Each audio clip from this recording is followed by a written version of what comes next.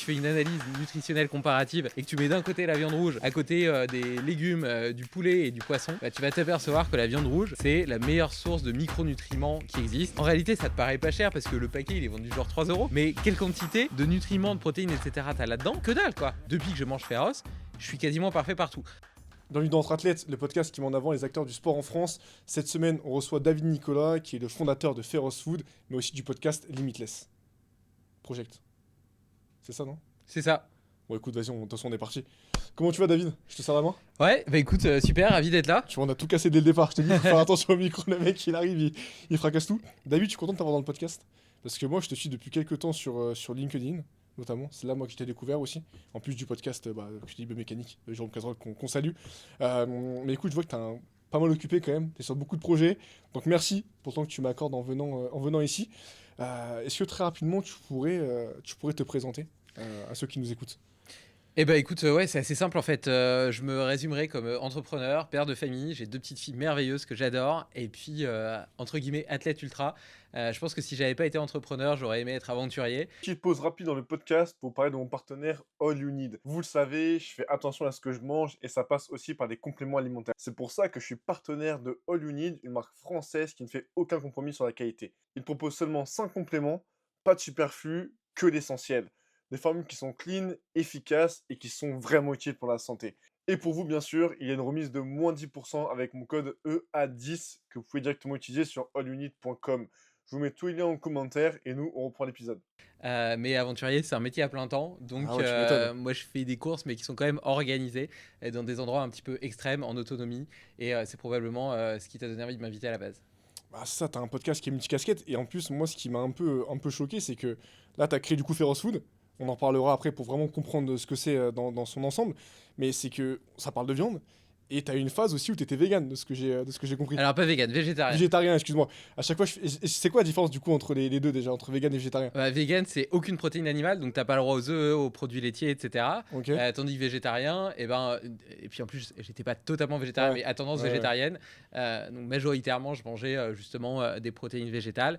En fait, j'ai testé un peu tous les régimes. Tu vois, j'ai lancé Limitless pour essayer de comprendre quels étaient les déterminants de la performance humaine, les secrets de nos super pouvoirs. Donc j'ai rencontré des scientifiques, des médecins, des entrepreneurs, des athlètes. Et j'ai testé plein de régimes différents. Tu vois, à une époque, je faisais pas mal de muscu, je mangeais beaucoup de glucides, tu vois, 100 grammes de flocons d'avoine au petit-déj le matin, 100 grammes de riz sec Ouais. le midi, 100 grammes de flocons d'avoine au goûter, et puis encore 100 grammes de riz sec au repas du soir. Ça, j'étais tout le temps en train de digérer en termes d'énergie, c'était quand même pas fou. Et puis après, j'ai testé d'autres régimes, paléo, cétogène, low carb, et plutôt végétarien. Et c'est vrai qu'à un moment, bah, je me suis convaincu d'une part que la viande rouge était dangereuse pour la santé, que un régime plus végétal était meilleur pour la longévité, et par ailleurs qu'il était impossible de trouver une viande de qualité qui respecte à la fois les animaux et l'environnement.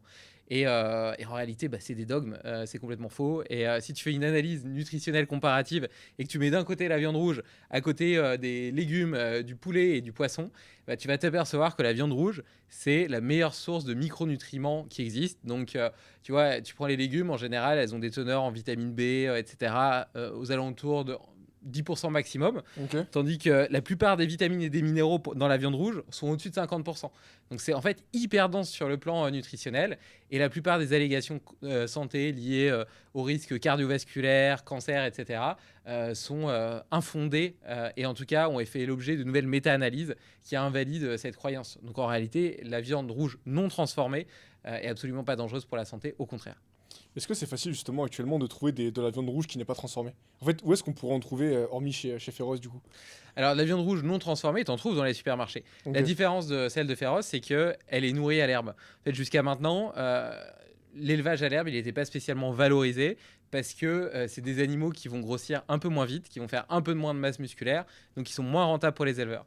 Et comme elle n'était pas mieux valorisée en grande surface, parce que en fait, tu achètes du bœuf, tu vois juste bœuf écrit dessus, tu sais pas comment elle a été élevée, Ah, c'est vrai. eh bien, en réalité, l'éleveur n'était pas mieux payé pour ça, donc c'était pas rentable pour lui. Sauf que sur le plan métabolique, ça fait une réelle différence. La viande qui est nourrie à l'herbe, elle va avoir une teneur en oméga 3 qui est 4 fois plus importante que la viande conventionnelle qui est nourrie au soja et au maïs. Tout simplement parce que l'herbe est riche en oméga 3 alors que le soja et le maïs est riche en oméga 6. Donc la viande conventionnelle, elle va avoir une tendance pro-inflammatoire sur le corps. Et d'ailleurs, il y a des analyses qui ont été faites où ils ont donné d'un côté du bœuf conventionnel à des gens et de l'autre côté du bœuf nourri à l'herbe. Et 4 heures plus tard, ils ont analysé leur sang et ils sont aperçus qu'il y avait des marqueurs métaboliques liés à l'inflammation dans ceux qui avaient mangé du bœuf conventionnel et des marqueurs métaboliques anti-inflammatoires dans ceux qui avaient mangé du bœuf nourri à l'herbe. Et en plus de ça, elle est plus riche en vitamines, en minéraux, elles ont une meilleure santé métabolique et mitochondriale. Ça respecte le bien-être animal parce que c'est des animaux qui vivent en plein air toute l'année dans des prairies rotatives. Et c'est même bon pour l'environnement parce qu'en réalité, elles broutent de l'herbe et en broutant l'herbe, elles stimulent la pousse de l'herbe qui va capter le CO2 atmosphérique, le stocker dans leurs racines et préserver comme ça les sols. Et d'ailleurs, c'est des prairies qui sont entourées de haies sauvages, qui sont de véritables corridors pour la biodiversité, les insectes pollinisateurs, les rongeurs, les nichés d'oiseaux, etc. Et donc, c'est réellement le seul mode d'élevage qui a un bilan carbone qui n'est pas juste neutre, qui est positif, tu vois. Et ça a été validé par des recherches, notamment Planet Score, qui a audité nos élevages, qui nous a mis dans le top 1% des viandes sur plus de 200 000 références. Donc, Ok. et tu vois, tu as un continuum complet entre la santé des sols, la santé des animaux et la santé des hommes. Mais comment t'as eu cette idée parce qu'en fait, forcément, t'as fait un constat toi, au début. Déjà, comment t'as fait ce constat? Est-ce qu'on t'a aidé? Est-ce que tu l'as fait tout seul? Et comment, du coup, après, t'as eu l'idée de créer Féroce? Parce que Et tout ça, faut le savoir. Moi, bien sûr. on le sait pas, tu vois, si on n'est pas renseigné, en fait. Et puis en plus, moi, tu vois, comme je te le disais, à la base, mon idée préconçue, c'était que la viande, globalement, Bah c'était oui. mauvais pour la santé. Ouais. Et tu vois, c'est un truc, je cherchais même pas à le remettre en question, parce que tous les médias le disent, tu vois. Et donc, ce qui a commencé à changer un petit peu, c'est que déjà, j'ai reçu beaucoup de médecins et de scientifiques au micro de Limitless qui sont alarmés par les niveaux de carence de la population générale. C'est super Avant, étonnant, c'était ouais. seulement les sportifs, les femmes enceintes et les personnes âgées. Maintenant, c'est tout le monde. Parce que les sols sont plus pauvres en vitamines et minéraux. Donc, les herbes, les plantes et les légumes sont plus pauvres aussi. Notre microbiote, il est de moins en moins capable d'absorber correctement les nutriments parce qu'il est stressé à cause du gluten, des perturbateurs endocriniens, des métaux lourds, des plastiques, etc. Et enfin, on est de plus en plus stressé, donc stress cognitif, Par etc. le mode Ce de qui vie fait qu'on que, a, ouais. par le mode de vie, exactement, ce qui fait qu'on a besoin de plus de ces micronutriments, notamment le zinc, le magnésium, la vitamine D, qui sont très liés à la sécrétion de cortisol et au stress de façon générale. Donc voilà, donc il y a ce constat, on est carencé. La réponse classique de la société, c'est de concevoir des compléments alimentaires. Le Ah problème ouais. des compléments alimentaires, c'est qu'ils sont isolés de leur matrice. C'est-à-dire que c'est des doses qui n'existent pas dans la nature. Et normalement, tu vois, dans la nature, les nutriments, ils sont préservés dans ce qu'on appelle une matrice cellulaire. Donc, ils ont une certaine organisation et ils vivent en synergie. C'est-à-dire que tu vas avoir tel taux de telle vitamine, de tel minéral, etc. Et puis, tu vas avoir des nutriments, puis des antinutriments, des antagonistes, etc.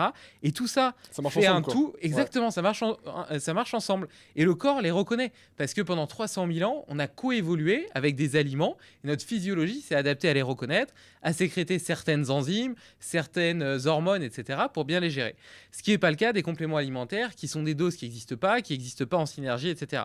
Alors je dis pas qu'il faut jamais en prendre. Si tu es carencé, why not, tu vois. Mais ça devrait pas être la première intention. Et donc je lis une étude aux États-Unis du professeur Tibel, justement, qui est un professeur très réputé en nutrition et qui, alarmé par cette crise d'épidémie de carence généralisée, a classé les aliments par densité nutritionnelle, en s'interrogeant pour savoir lesquels sont les plus susceptibles de couvrir nos besoins en vitamines et minéraux. Et là, il a fait une étude qui est absolument hallucinante. 7 grammes de foie de bœuf, ça t'apporte autant de vitamines et minéraux que 1,3 kg de légumes et que 2 kg de céréales telles que le riz, le blé, etc. Et moi, je vois ça et je me dis, putain, mais c'est dingue. La nature, en fait, avait déjà prévu la solution. Simplement, on a perdu l'habitude d'en consommer. Jusqu'à mes grands-parents, potentiellement, les abats, c'était valoriser des pièces plutôt nobles. Et aujourd'hui, on est tellement habitué aux muscles cellophanés achetés en grande surface que plus personne n'en mange et ça te dégoûte. Alors moi, je lis ça, je commence à en manger. Je me dis, bah ouais, c'est parfait pour ma santé. Et comme je suis motivé parce que j'ai envie d'être la meilleure version de moi-même, ça me pose pas de problème. Mais après, j'essaie d'en faire manger à ma femme. Évidemment, Plus compliqué. no way. Ouais, bah ouais, Impossible, tu vois. En Et plus, pourtant, le goût, en plus, il est pas. ouais, c'est un goût particulier quand Ouais, même, voilà, surtout si c'est t'es pas ça. habitué. Ouais. Et donc, évidemment, bon, bah voilà, moi j'ai envie que ma femme elle soit en bonne santé aussi. Et puis mes filles, j'ai 2 filles, tu vois, je te disais, j'ai envie qu'elles soient en bonne santé. Et donc je me dis, si je cachais le foie de bœuf dans un steak haché, les gens ils y viraient C'est que pas du con, feu, ouais. ils n'auraient pas leurs inhibitions intellectuelles. Et puis, comme il y a besoin que de faibles quantités pour avoir les bienfaits, probablement qu'en termes de goût, ça irait. Donc j'ai fait un test. J'ai acheté déjà ma viande en circuit court, etc. auprès d'un petit producteur normand. Je lui demande, il me dit bah, ça va être compliqué, etc. Et il me rappelle le lendemain en me disant j'en ai parlé à l'atelier de transformation. François Lemierre, qui dirige l'atelier, hyper motivé, il adore l'idée, il est d'accord d'être accompagné sur un premier batch de test de 100 kilos. Alors moi, je m'engage sur 100 kilos sans avoir encore de nom de marque ni rien. Et j'en parle dans un podcast. Et suite au podcast, je reçois plein de réponses de gens qui disent « Moi, je suis d'accord pour goûter, etc. » Donc, je les ajoute sur un groupe WhatsApp. Ouais. Et là, les 100 premiers kilos sont lancés. J'ai des gens qui testent un peu en bêta-testeur. Et en fait, ça a été un succès immédiat. Mais en fait, pourquoi, entre guillemets, tu dois, toi, créer une marque pour répondre à ces besoins? En fait, pourquoi l'État ou les gens ne font rien depuis... Enfin, tu vois? Pourquoi t'as dû créer ça, toi? Bah, et c'est marrant parce que justement, tu vois, j'en parlais avec François Lemierre, là, de l'atelier de transformation, qui est en plus éleveur de son côté, éleveur de vaches à l'herbe. Et il me disait, putain, j'ai passé toute ma vie dans ce monde-là et j'ai jamais eu l'idée, alors même que je déplore le fait d'être obligé de jeter les abats ou de les reléguer à la pet food. Parce que c'est ça la réalité. Aujourd'hui, sur une vache, tu utilises à peu près 60% de la vache. 40% restant, c'est des sous-produits ou c'est jeté à la poubelle. Okay. Et nous, on exploite 85% de l'animal. Parce qu'on va utiliser une partie, on va utiliser les abats. Donc on utilise le foie et le cœur qu'on met dans notre haché féroce. Dans un haché féroce de 150 grammes, tu as 23 grammes de foie de bœuf. Ça équivaut à 4 kg de légumes en vitamines et minéraux. Donc si tu en manges 2 fois par semaine, c'est comme si tu ajoutais 1 kg de légumes par jour à ton alimentation. Dans les boulettes, on met des rognons. On utilise la graisse de bœuf pour faire du suif, qui est une super alternative au beurre. Et en réalité, c'est une graisse, c'est la graisse originelle, tu vois, de toute l'histoire humaine. Pendant 300 000 ans, on avait à peu près 65 à 70% de nos calories qui venaient des protéines animales. Donc, on a coévolué avec des protéines animales qui coexistaient toujours avec des graisses, tu vois. Donc, notre source de graisse, bien avant qu'il y ait des huiles de colza, de tournesol, de maïs, etc., qui sont riches en oméga 6 et qui sont pro-inflammatoires, eh bien, c'était ce type de graisse. Donc on utilise la graisse de bœuf, on utilise les os pour faire du bouillon d'os, qui est hyper riche en collagène et en glycine. Tu dois connaître l'importance de ces acides aminés pour le renouvellement des tissus. Et voilà, et donc ça nous permet d'avoir un rendement de 85%. De l'autre côté, quand on fait de la pédagogie sur les avantages du bœuf nourri à l'herbe, bah, ça nous permet, grâce au meilleur rendement, plus au fait qu'on fait de la pédagogie, donc on vend notre viande un peu plus cher, tout en restant accessible pour le consommateur. On est à peu près équivalent à un steak haché bio. Ça nous permet de mieux rémunérer les éleveurs. Et grâce à ça, pour eux, ça devient intéressant de faire de l'élevage à l'herbe. Et petit à petit, là, tu vois, aujourd'hui, quand j'ai commencé, on n'avait qu'une seule ferme. Maintenant, on a 12 fermes qui sont affiliées. Et tous les mois, on accompagne des éleveurs dans une transition vers des modes d'élevage régénératifs. C'est ce qu'on appelle des modes d'élevage régénératifs 100% à l'herbe. Moi, ce qui me choque, c'est qu'entre guillemets, c'était normal de perdre 15%, tu vois, de la vache, quoi, du bœuf. Pas 15%, 40%. 40%, excuse-moi, mais c'est ça qui est fou, en fait. Ouais. Enfin... Et ça, comme tu l'as dit, c'est parce que on était dans un mode de vie où maintenant les gens veulent plus manger des légumes qui sont pas beaux, des pareils pour les fruits, manger des parties de la vache ou peu importe qui n'ont pas un goût correct. Mais le problème, c'est que toi, tu crées une solution, mais ta solution, il faut qu'elle soit acceptée du grand public, tu vois. Bah ouais, c'est ça le truc en fait, c'est que le marché il n'existait pas. Bah c'est ouais. pour ça que personne ne l'a fait. Parce qu'il y a personne qui va aller chercher sur Google steak haché avec du foie de bœuf dedans, tu vois. Et c'est là où quelque part j'ai eu de la chance et puis j'ai pu bénéficier des assets que j'avais posés par le passé, notamment mon podcast Limitless Project, sur lequel j'avais déjà à peu près 100 000 auditeurs par mois et une communauté énorme, assez t'imagines. fidèle. Ouais. Et donc qui ont été les early adopters et qui m'ont permis de démarrer. Et en plus de ça, j'ai reçu pas mal de gens à mon micro qui, pour certains, sont devenus des amis et eux-mêmes, pour certains, ont des communautés. Tu vois, je pense à Pierre Dufresne, à Marion Caplan, etc. Marion Caplan, grosse référence aussi. Ouais, Marion Caplan, elle parle Ouais. tout le temps de moi parce que, en fait, elle était abonnée à ma newsletter suite au podcast qu'on a enregistré ensemble. En voyant que je faisais ça, elle a commandé. Elle a adoré la démarche et le produit. Depuis, elle en parle partout. Elle en parle partout sans que je la rémunère, hein, gratuitement, 100% gratuitement. Je vais Juste parce qu'elle commander croit au moi truc, aussi un... Toi, ton produit phare, c'est le haché, c'est ça, non? quoi. Ouais. Le haché féroce, je vais le commander. Bah attends, je t'offrirai une commande très volontiers Non, t'inquiète. en remerciement de cette petite invitation. Non, mais je suis curieux parce que justement, c'est ça en fait. J'avais fait un podcast il y a quelques temps, mais tu vois, c'était un pote à moi qui s'intéressait vraiment à ça. Tu vois, c'était vraiment les débuts du podcast. Et on parlait justement du fait que les sols étaient de plus en plus pauvres, etc. Mais ça, les gens ne s'en rendent pas compte en fait, parce que les gens sont pas éduqués, tu vois, les gens s'intéressent pas à ça. Et moi, ça m'affole. Parce que quand tu parles qu'on est carencé, etc., mais moi actuellement, je me retrouve à prendre des compléments alimentaires parce que je connais pas en fait d'autres solutions, tu vois. Peut-être que je suis pas assez renseigné, c'est ma faute, mais tu vois, je prends des compléments alimentaires parce que je sais pas quoi faire en fait, tu vois, différemment. Ouais, bah complètement. Bah, en réalité, moi j'appelle ça un multivitamine naturel Ouais, qui rend impossible les carences. Et c'est marrant parce que j'ai dans mon audience des gens qui font régulièrement des prises de sang. Et tu vois, il y en a un là par exemple, il avait des carences répétées en vitamine D. Et malgré le fait qu'il supplémentait, etc., il n'arrivait pas à rétablir des niveaux optimum. Et ben depuis qu'il mange des hachés féroces et de la viande féroce de façon générale, il a réussi à régler ses niveaux. Et moi-même, je fais pas mal de prises de sang parce que je suis suivi en médecine fonctionnelle par le docteur Mouton. Et bien, depuis que je mange féroce, je suis quasiment parfait partout. Les seuls compléments alimentaires que je continue à prendre, c'est le magnésium. Parce que le magnésium, bah, dans l'alimentation, j'ai cherché pourtant des moyens, mais j'ai pas trouvé de vraie solution pour réussir à avoir des niveaux optimaux en magnésium avec la quantité de sport que je fais. Donc il y a le magnésium, je prends du NAC aussi, et puis de la glycine. La glycine, j'arrêterai peut-être quand mon bouillon d'os sera terminé. Pour l'instant, il est toujours en R&D. ce que j'allais dire, parce que du Mais coup, normalement, dans ton bouillon d'os, normalement, t'as du collagène, t'as plus ou moins ce qu'il faut. ouais. Après, la glycine, en gros, ça vient entre guillemets complémenter le collagène. Enfin, c'est encore. Comment t'expliquer ce que c'est la glycine par rapport au Bah, collagène c'est en fait, le corps, notre corps, c'est un petit peu comme une maison. Et donc, cette maison, elle est composée de briques. Et les briques de cette maison, elles ont besoin d'avoir des formes différentes en fonction des endroits, etc., pour que l'ensemble tienne. Donc, chaque brique, c'est une protéine. Et donc, les protéines, c'est un peu comme des briques de Lego qui ont des tailles, des couleurs, etc., qui sont différentes. Eh bien, la glycine, c'est une des briques de Lego. Et une des briques de Lego qui permet de faire le collagène, qui lui-même est un constituant de notre maison, qu'on pourrait peut-être symboliser comme le ciment qui permet aux autres briques de tenir ensemble. Mais en fait, dans le corps humain, chaque protéine, c'est une brique de notre maison. Elles sont toutes essentielles. Et pour construire ces protéines, on a besoin d'acides aminés. Les acides aminés, c'est des particules qu'on trouve dans les protéines. Mais on a besoin aussi de ce qu'on appelle des cofacteurs. Et les cofacteurs, on va dire, c'est les outils. C'est ce qui nous Ouais. permet de façonner, en fait, et de faire en sorte que notre maison, elle tienne ensemble. Et ces cofacteurs, c'est quoi? C'est les vitamines et les minéraux. Et donc, ce qui se passe, en réalité, quand tu es carencé, est-ce que tu dis, oui, les gens, ils s'y intéressent pas, etc. C'est parce qu'il y en a plein, en fait, ils n'ont pas conscience qu'ils sont C'est sur un ça le état pire. minimal de Ouais. santé. Le truc, c'est que il y a deux choses qui me semblent particulièrement dramatiques là-dedans. La première, c'est que c'est Bruce Ames qui a montré ça. Les carences, en réalité, lorsque le corps manque par exemple de zinc ou de sélénium, il va invalider les processus de survie à long terme. Donc il va sacrifier sa longévité pour privilégier les processus de survie à court terme. Ça paraît logique d'un point de vue évolutif, parce que ça C'est sert à dramatique, rien ouais. d'essayer de vivre plus Mm. longtemps si tu n'arrives pas à survivre demain. Mais donc ça veut dire que en fait, quand tu es carencé en un cofacteur, donc en un minéral, donc par exemple le sélénium, il est impliqué dans à peu près la construction de 300 protéines différentes. Bah, plutôt que de faire les 300, il va en faire 5. Les 5 qui sont indispensables à sa survie.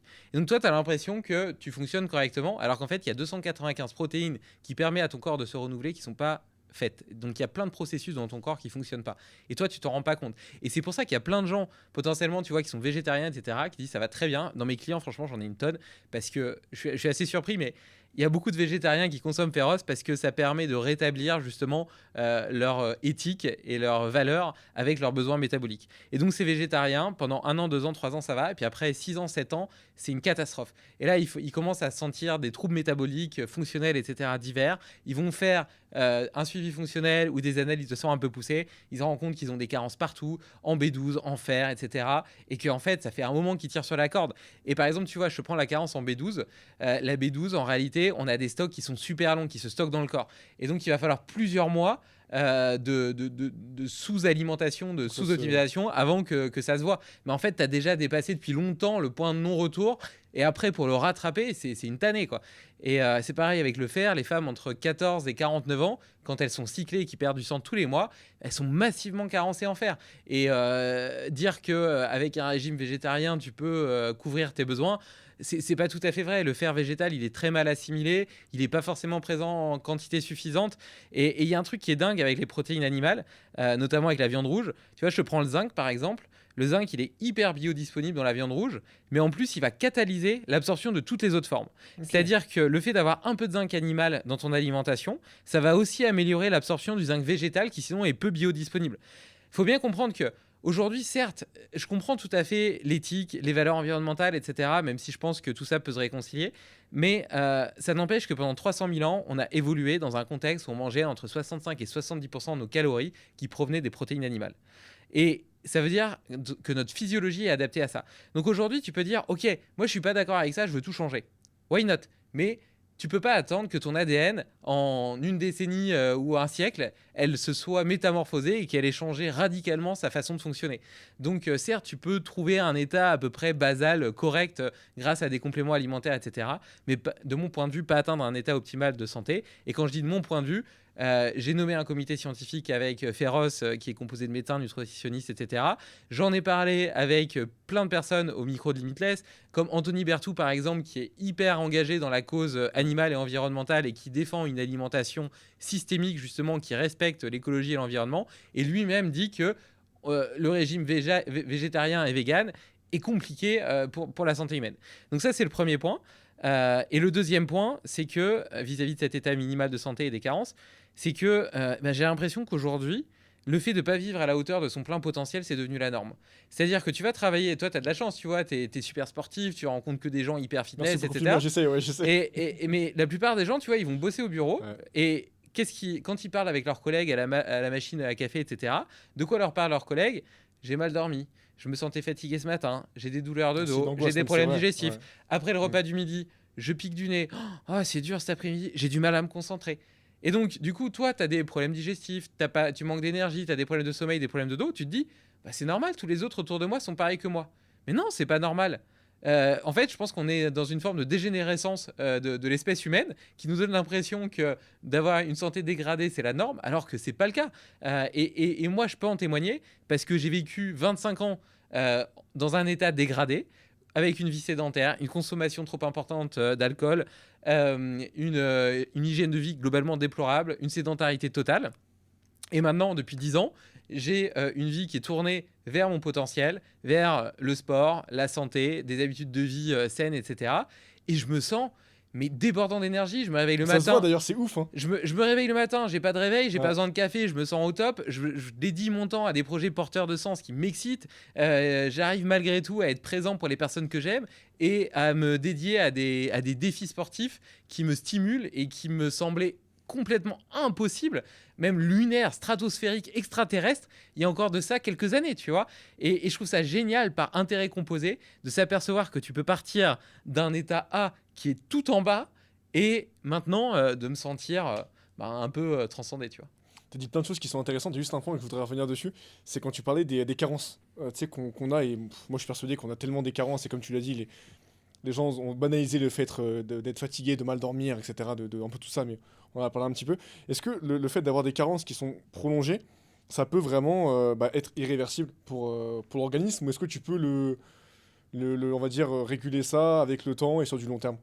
Bah, là, on en revient un petit peu au sujet des compléments alimentaires, où je disais tout à l'heure, ça devrait pas être. Tu vois, aujourd'hui, on est un peu dans cette culture de l'immédiateté. Ouais. Toi qui fais du sport, tu as sûrement dû voir ces programmes où on te promet d'avoir le six-pack en 7 minutes, Ouais, ouais, ouais. en 30 jours et 7 minutes par jour. Ouais, Et tu sais très bien, en tant que pratiquant de musculation, que construire de la masse musculaire, tu vois, Prend moi du je suis temps. passé de Ouais. 70 à 85 kilos en C'est pas peut-être mal, hein. 3 ans et demi.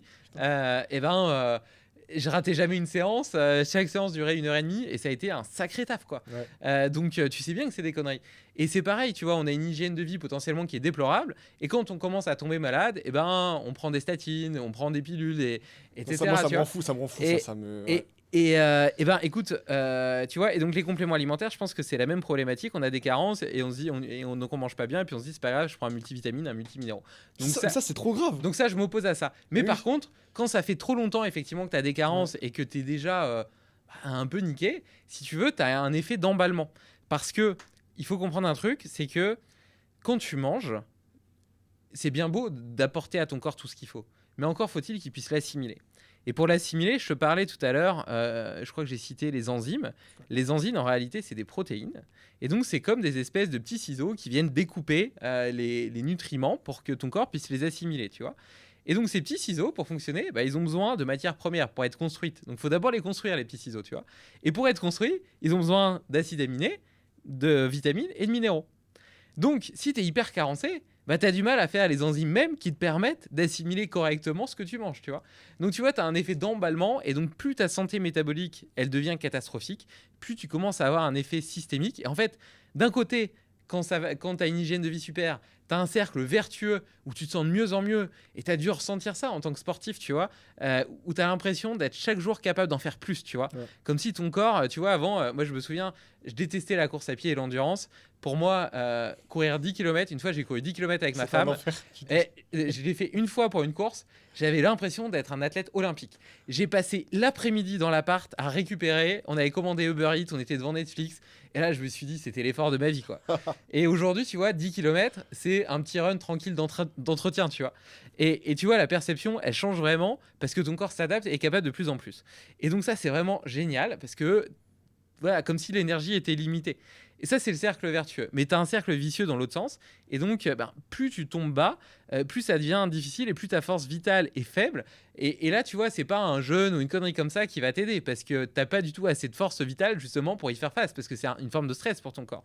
Et donc là, comment est-ce que tu rattrapes les trucs? Je pense que là, les compléments alimentaires sont hyper importants parce que tu n'as pas d'autre choix. Tu es obligé d'avoir des doses supraphysiologiques pour réussir à rétablir la barre correctement. Et il va peut-être te falloir plusieurs mois avant de retrouver un état minimal de santé. Et tu vois, je te parlais du docteur Mouton en médecine fonctionnelle, mais tu as aussi Yoni, etc. Enfin, la médecine fonctionnelle aujourd'hui est de plus en plus développée. Ils accompagnent des gens comme ça qui ont un métabolisme qui est tombé au ras des pâquerettes. Et donc, eux sont capables justement de t'aider à t'en sortir. Mais c'est un vrai travail, c'est un chantier, quoi. Et toi, par rapport à ça, des prises de sang, t'en fais tous les combien? T'en fais vraiment régulièrement pour vérifier tes taux, etc. Parce que moi, j'en fais jamais des prises de sang. Et je sais qu'on me dit, il faut que t'en fasses, etc. Moi, c'est pas un truc que je fais. Mais pour une personne lambda, tu conseillerais de vérifier tous les combien voilà, ses carences, etc. dans son corps. Petite pause dans le podcast pour vous parler de Giftasso, un partenaire qui me tient vraiment à cœur. Giftasso, c'est une plateforme qui permet de soutenir facilement des associations, qu'elles soient sportives, comme des clubs de quartier, ou solidaires, comme celles qui accompagnent des enfants malades, des personnes en situation de handicap ou en grande difficulté. Ce que j'aime avec Giftasso, c'est que tout est simple, transparent et surtout utile. De notre côté, on trouve essentiel de mettre en avant ce genre d'initiative, car en tant que média sport, on sait ce que le sport peut apporter et on sait également qu'on a une responsabilité qui est celle de soutenir ceux qui donnent du sens à l'engagement, qui soit sur et en dehors du terrain. Alors si vous aussi, vous voulez faire une différence, allez jeter un œil à ce que fait Giftasso. Je vous mets le lien en commentaire. Merci à eux pour l'engagement. Et maintenant, retour à l'épisode. C'est une question compliquée parce que déjà, les prises de sang en analyse fonctionnelle, elles sont pas remboursées. Ah, ça, je savais Et pas. donc, une prise de sang, ça te coûte facile 400-500 euros. D'accord, ok. Ouais. Ok. Donc, si tu en fais une ou deux par an, ça te coûte déjà 1000 euros. Mm. Honnêtement, je pense qu'il vaut mieux dépenser 1000 euros dans ton année à améliorer ton alimentation en choisissant des produits de meilleure qualité plutôt qu'à les dépenser dans une prise de sang qui va te dire qu'il te manque des trucs. Donc, moi, je suis pas hyper. Voilà, Parce qu'en fait, c'est quasiment sûr qu'il te manque. Enfin, c'est sûr qu'il te manque des choses, quasiment, quoi. Ouais, c'est sûr qu'il te manque des choses. Et puis surtout, en fait, soit tu as un problème, et donc parce que tu vois, tu traînes depuis longtemps une problématique liée à ta santé, je sais pas, un souci digestif, des maladies à répétition, un manque d'énergie chronique, ou alors tu as une pathologie qui est déclarée, une maladie auto-immune. Tu vois, il y a de plus en plus aujourd'hui de maladies auto-immunes. Enfin, voilà, tu as une pathologie qui fonde ton besoin de te faire aider et accompagner. Et dans ce cas-là, tu as déjà testé d'autres solutions, tu n'as pas trouvé de solution. Dans ce cas-là, je trouve que ça vaut le coup d'être suivi en médecine fonctionnelle, de faire un vrai bilan. Et tu vois, par exemple, il y a beaucoup de personnes aujourd'hui qui ont une hypothyroïdie, qui manquent d'hormones thyroïdiennes. Et donc ça, tu vois, en médecine fonctionnelle, il y a vraiment des stratégies nutritionnelles, etc., qui te permettent d'en sortir. Un autre problème commun, c'est la dysbiose intestinale. Donc c'est un déséquilibre du microbiote qui pose plein de soucis de digestion, flatulence, ballonnement, etc. Ça, c'est pareil, tu vois, ça se règle très bien en médecine fonctionnelle. Donc je pense que si tu as une pathologie ou un trouble fonctionnel qui le justifie, ou un manque d'énergie chronique, mais donc qui peut être lié notamment à une hypothyroïdie, là, ça vaut le coup. L'autre cas où ça peut valoir le coup, c'est si tu fais vraiment beaucoup de sport ou des entraînements, des choses un petit peu extrêmes. Voilà, ça peut être intéressant d'objectiver tout ça parce que forcément, tu pousses ton corps sur des lignes de crête et donc tu peux facilement tomber de l'autre côté. Dans tous les autres cas, moi, c'est pas quelque chose que je recommande. Je pense que la plupart des gens n'ont pas besoin de faire de prise de sang et qu'il ferait mieux de dépenser cet argent acheter des produits bruts de saison, donc des légumes bio de saison, acheter une viande de qualité nourrie à l'herbe, des petits poissons gras, des fruits de mer, voilà, des produits de qualité, plutôt que de faire ça. En plus de quoi, tu vois, faire une prise de sang, c'est bien, mais en fait, ça demande juste une overview de ton état de santé à un instant T. Oui, Celle-ci, elle va évoluer. Tu vois, ouais, bien si sûr. moi, je rentre d'un de mes ultra-trails à l'autre bout du monde, bah, potentiellement, mes taux de testostérone, etc., de plusieurs marqueurs métaboliques qui vont être bas parce que j'ai C'est imposé à mon normal. corps Ouais. un gros stress. Et tout ça va remonter naturellement après. Enfin, tu vois, et puis de la même façon, il y a aussi l'interprétation des marqueurs. Quand tu fais une analyse de sang classique chez un médecin, en fait, la médecine classique en France est une médecine de la maladie. Ça ne veut pas dire que c'est pas bien, mais ça veut dire que quand on te prescrit une prise de sang, les normes labo sont conçues pour te dire est-ce que tu es malade, mais ils sont pas conçus pour te dire est-ce que tu es en bonne santé. Donc ils vont pas chercher l'optimum, ils vont chercher la pathologie. Donc si tu n'as pas de pathologie, ça va juste te permettre de savoir que tu n'as pas de pathologie, mais pas te dire tu es en bonne santé. Donc il y a vraiment que la médecine fonctionnelle, qui par ailleurs, comme je disais, coûte cher, qui peut te dire si tu es en bonne ou en mauvaise santé. Et tu vois des facteurs comme par exemple le cholestérol. On parle souvent de Ouais, cholestérol, ouais. HDL, LDL, Mm. etc. Bah, c'est pas, si tu prends juste les normes labo, on va te dire bah, si ton cholestérol LDL il est un peu élevé, c'est pas bon parce que c'est un marqueur de cardiovasculaire. En réalité, maintenant, les études elles montrent que c'est pas vrai. Le LDL il pose problème que quand il est oxydé, si par ailleurs tes niveaux de triglycérides sont élevés, parce que ça traduit. En fait, si tu veux, tiens, c'est intéressant, je fais une Ouais, vas-y, parenthèse. justement, je vais te poser une question là-dessus, vas-y. Ouais. Je vais essayer d'être simple, justement, parce que là, je parle de LDL, etc. Et probablement que je perds tes auditeurs. Donc, je ne vais pas rentrer trop dans les détails, mais c'est simplement pour dire que tout ça est sujet à interprétation, doit être interprété dans un contexte global où on prend en compte ton alimentation, les autres marqueurs, etc. Et ça, un médecin classique généraliste, il n'est pas formé pour. Je dis pas qu'il est pas bien, je suis pas du tout en train de Non, critiquer oui, les oui, bien médecins, sûr. mais il est là pour t'aider si tu as une pathologie, une maladie, et il n'est pas là pour t'aider à atteindre un niveau optimum de santé. Et donc par rapport au cholestérol, donc déjà tu as la croyance selon laquelle le fait de manger de la viande rouge ou des graisses saturées, ça va boucher tes artères. C'est quelque chose qui est Ah, assez... moi, c'est ce qu'on me dit tous les jours, hein. Quand Voilà. tu manges trop de viande, tes artères elles vont être bouchées. Voilà. Mais ça vient déjà d'un problème étymologique. Parce que tu entends graisse saturée, tu entends le mot saturé, tu te dis ça va Ça saturer. va saturer, ouais, c'est vrai. Exactement, Ouais, mes ouais, vaisseaux. ouais. Sauf qu'en fait, ça s'appelle saturé tout simplement par rapport à la structure moléculaire de ces graisses, où tous les atomes carbone sont saturés avec les atomes d'hydrogène. Donc, c'est ce qu'on appelle en fait une graisse stable, contrairement aux insaturés ou polyinsaturés, où là, eh bien, il y a des, enfin, la structure moléculaire est différente et elles sont moins stables. Donc, on ne devrait pas parler de graisse saturée, mais de graisse stable. Dans la viande, tu vas avoir 45% à peu près de graisse saturée. Le reste, c'est des graisses monoinsaturées, comme celles qu'on trouve dans l'huile d'olive, par Ok. exemple. C'est ce qu'on appelle l'acide oléique. Et puis un peu de polyinsaturés, donc oméga 3, oméga 6, avec un super ratio dans la viande qui est nourrie à l'herbe et un ratio plutôt pro-inflammatoire dans le bœuf conventionnel. Donc déjà, tu vois, dans la viande, tu n'as pas que des graisses saturées. Tu as aussi les mêmes graisses que l'huile d'olive. Et d'ailleurs, dans l'huile d'olive, si on prend de l'autre côté l'huile d'olive, ben, tu n'as pas que des monoinsaturés, tu as aussi à peu près 30% de graisses saturées. Donc au final, la différence Ah, entre ouais, les deux, elle ouais. n'est pas celle qu'on Ouais, croirait. c'est vrai. Et les graisses saturées, en réalité, elles sont pas mauvaises. Donc déjà, c'est ce qu'on appelle le cholestérol. En fait, le cholestérol, il est surtout créé de façon endogène par le corps. Et il va moduler sa production de cholestérol en fonction des apports alimentaires. Donc si tu as plus d'apports alimentaires, eh ben, il va réguler sa production et en produire moins. Et donc il y a des études qui ont montré que si tu réduisais tes apports de graisses saturées, et que tu augmentais à la place tes apports de glucides, notamment de glucides raffinés, tes risques cardiovasculaires ne diminuaient pas, au contraire, ils augmentaient. Donc en fait, ce qui est dangereux, c'est pas tant les graisses saturées, c'est pas le steak au milieu de ton burger, c'est le pain qu'il y a autour, qui sont les glucides raffinés. Et je vais t'expliquer pourquoi d'un point de vue Ok, physiologique. vas-y, ouais. Parce que c'est bien beau de citer des études, etc.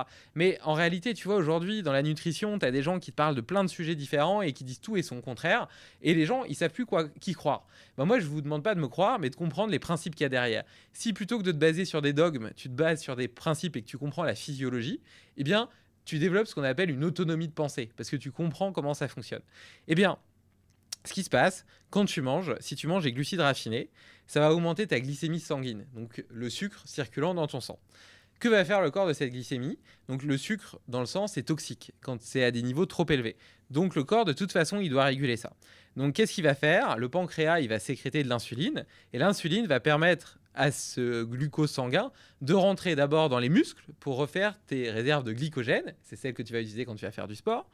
Et puis, stocker du glycogène dans le foie, ce qui te permet, notamment pendant la nuit, tu vois, tu manges pas, et ben, c'est potentiellement le glycogène hépatique qui va être libéré dans ton sang parce que des niveaux trop hauts sont toxiques, mais des niveaux trop bas sont aussi dangereux. Tu as besoin d'un petit peu de glucose. Donc voilà, donc tu as des réserves dans tes muscles et dans ton foie. Bon, bah, la plupart des gens déjà qui font pas de sport, ces réserves et qui mangent 4 fois par jour et qui prennent un petit déjeuner, qui mangent le soir à 21h et un petit déjeuner à 7h du mat, le jeûne n'est pas suffisamment long pendant la nuit, ils mangent toute la journée et ils font pas de sport. Leur stock hépatique et musculaire, ils sont déjà tout le temps pleins. Donc, qu'est-ce qui fait le corps quand les stocks de glycogène sont déjà pleins ? Et bah, malgré tout, il doit en faire quelque chose, tu vois. Et bah, le foie, il va transformer ce sucre, dans ce glucose sanguin, en triglycérides. Donc les triglycérides, c'est une façon de stocker le sucre. Et il va utiliser des petits transporteurs, comme des petites voitures, qu'on appelle VLDL ou LDL. Donc c'est le fameux mauvais cholestérol. Donc Ok. le mauvais cholestérol, en fait, c'est des voitures qui permettent de transporter ces triglycérides dans les cellules adipeuses. Parce qu'une fois qu'il a fait le foie ces triglycérides, il faut bien les mettre quelque part. Donc il va aller les mettre dans ces cellules adipeuses qui sont comme des tiroirs dans lesquels on range tout ça. Et donc le cholestérol, le mauvais cholestérol, en fait, c'est les transporteurs, donc les petites voitures qui emmènent justement ces stocks dans les petits tiroirs. Et donc là, tu vois par ce mécanisme que c'est surtout la consommation de glucides et de glucides raffinés et de produits à haut index glycémique qui va augmenter le mauvais cholestérol. Et de l'autre côté, si tu regardes les graisses, et notamment les graisses saturées, elles ont un impact neutre sur la glycémie, donc elles n'augmentent pas la glycémie sanguine. Et donc tout ce phénomène, en fait, n'existe pas, tout simplement. Donc en réalité, on a longtemps pensé que le responsable du surpoids et du diabète, c'était le gras. Il y a eu une espèce de combat à une époque entre Ansel Keys et puis un autre qui disait que c'était le sucre.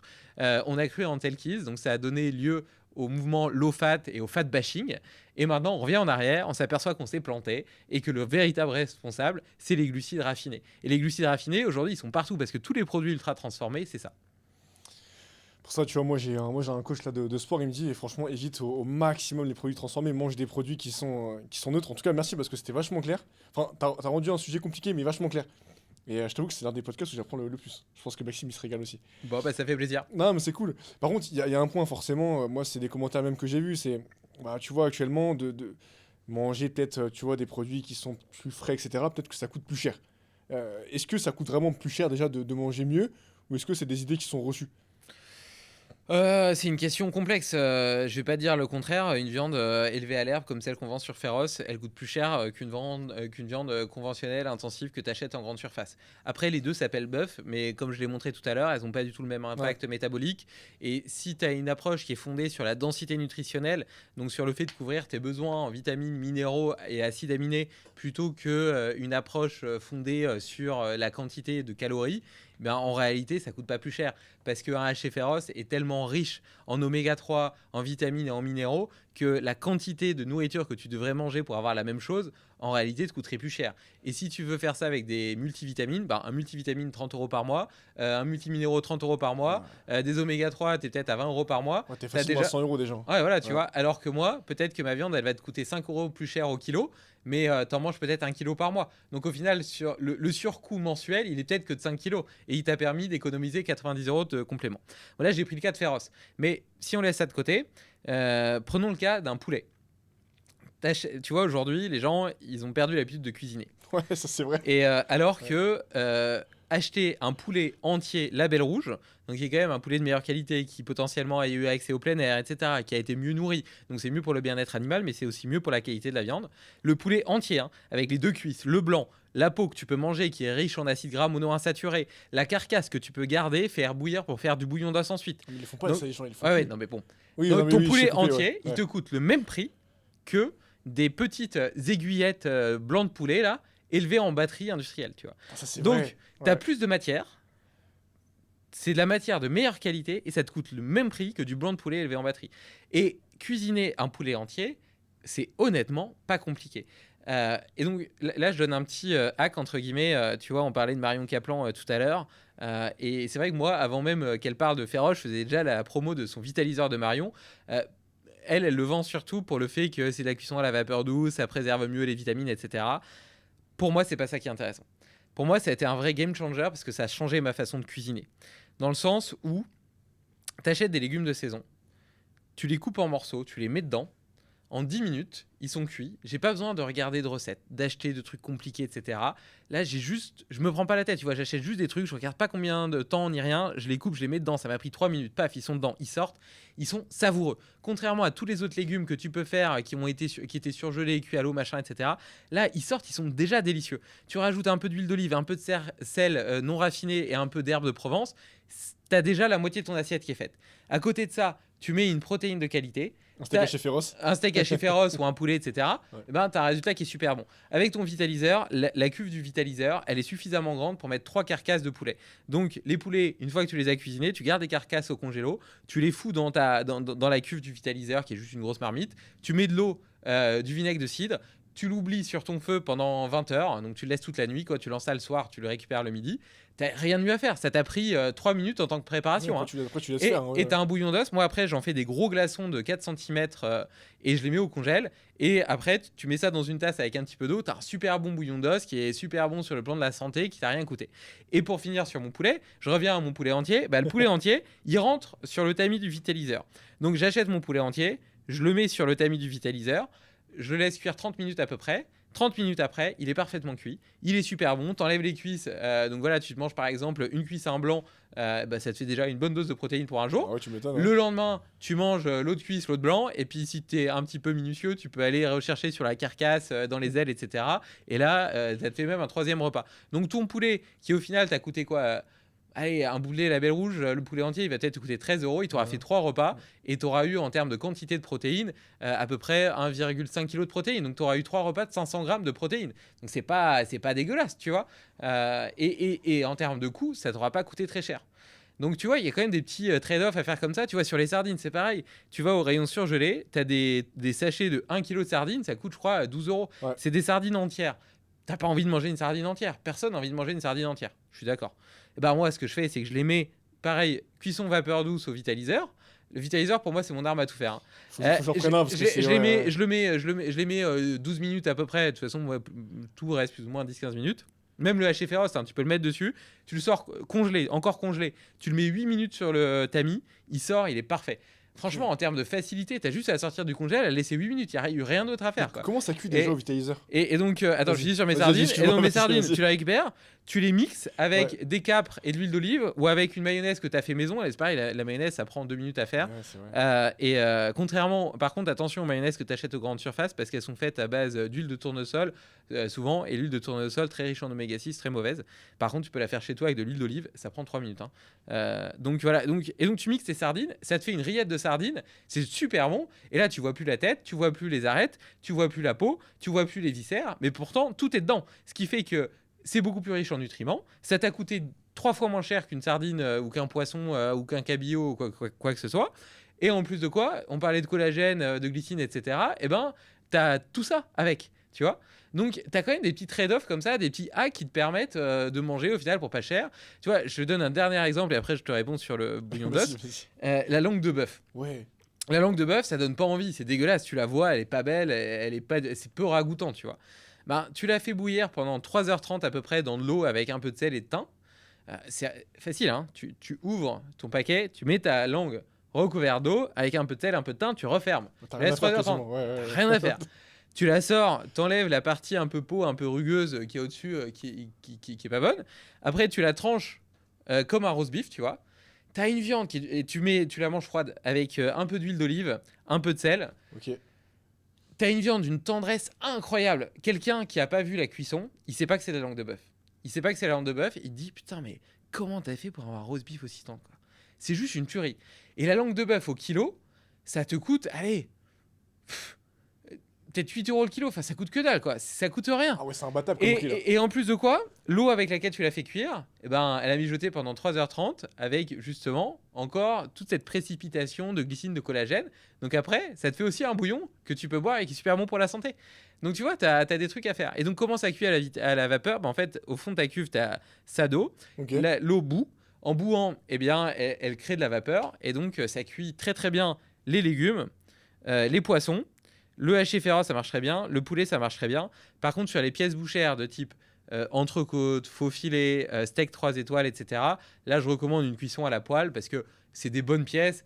Ça sera pas très bon à la vapeur, tu vois.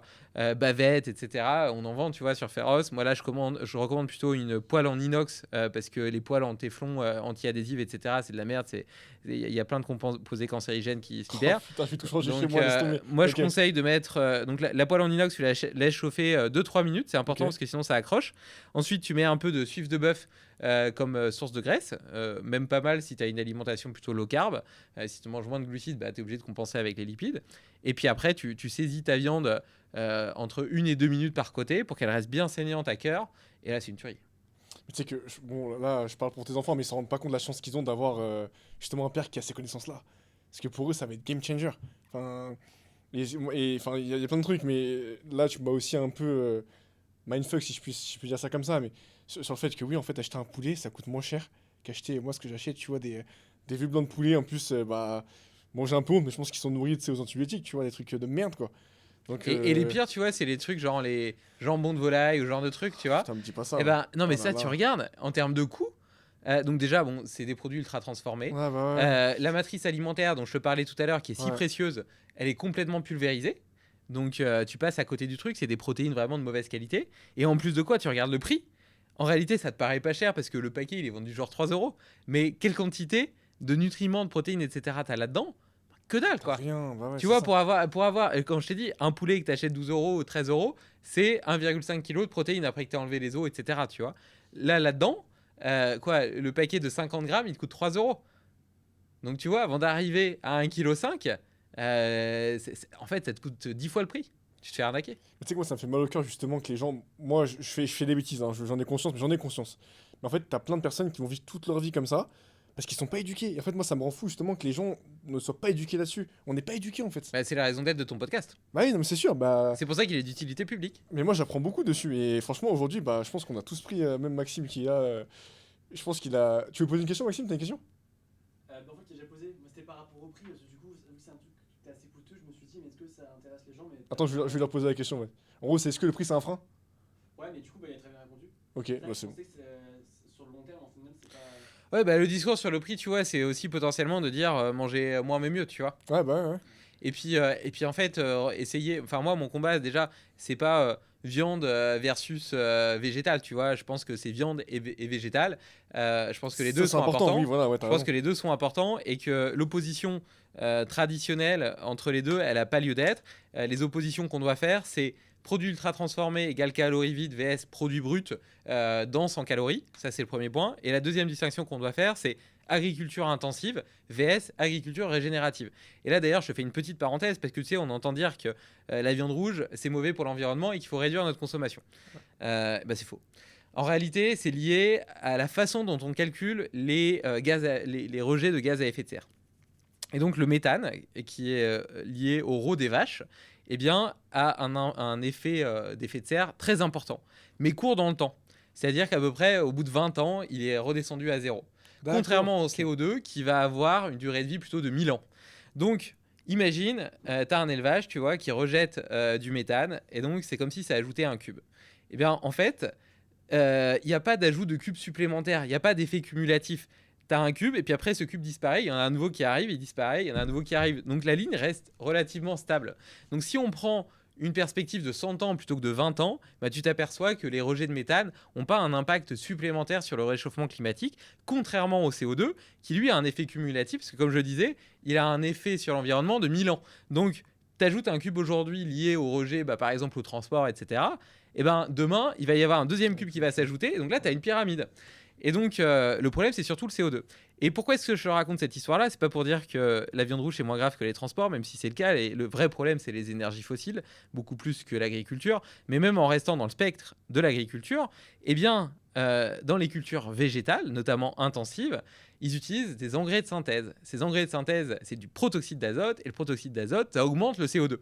Donc, les gaz qui s'accumulent et qui restent là à long terme. Et donc, comment est-ce que tu fais de la culture végétale extensive, donc qui s'inscrit dans une démarche durable avec l'environnement? Tu as quand même besoin de fertilisants, il faut nourrir les sols. Bah, ces fertilisants, s'ils ne viennent pas d'engrais de synthèse, ils viennent de Attends, tu m'as pas. Attends, synthèse. T'as la réponse, là, Maxime? Ah, comme ça, s'ils sont pas synthétiques, tu veux dire? Eh ben, si tu n'utilises pas des engrais de synthèse, qu'est-ce que tu utilises comme engrais? Bah, naturel, ouais. Ouais, donc naturel, ça vient d'où? Bah, moi, je dirais que ça vient de. Pas des animaux, mais. Bah, ça vient des déjections des animaux. Désolé, c'est ça, voilà. Bah, j'ai Donc- osé le dire, mais ok, ouais. Donc, ok, donc, en fait, ok. concrètement, la conclusion, c'est de dire que si tu veux avoir une culture végétale qui est extensive, dans un modèle extensif, tu es obligé d'avoir en perspective un modèle animal qui crée des déjections. Sinon, tu es obligé. Donc, si on supprimait l'élevage en France, on serait obligé d'avoir des cultures intensives qui utilisent d'une part des pesticides et d'autre part des engrais de synthèse, parce que tu peux pas avoir une culture intensive sans pesticides, Ok. et d'autre part des engrais de synthèse. Les engrais de synthèse, à cause du protoxyde d'azote, augmentent les rejets de CO2. Donc, tu vois, sans même parler de tout à l'heure ce que je t'ai expliqué sur le cycle du captage de l'herbe, du CO2 par l'herbe, etc.